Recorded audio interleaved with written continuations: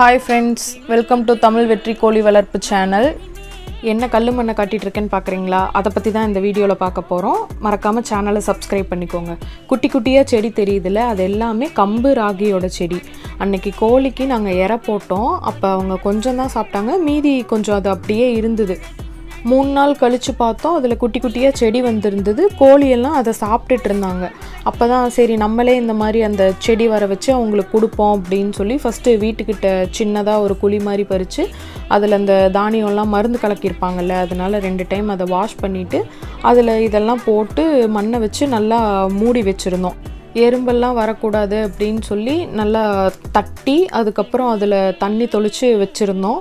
ஒரு 3-4 நாள் கழித்து பார்க்கலாம் அதில் செடி ஏதாச்சும் வந்திருக்கான்னு சொல்லி. கண்டிப்பாக அந்த வீடியோ நான் உங்களுக்கு அப்லோட் பண்ணுறேன். இது கருந்துளசி செடி பாட்டி எடுத்துகிட்டு வந்தாங்க. ஸோ இதை நட்டு வச்சு இதுவும் தண்ணி ஊற்றிட்டுருக்கோம்.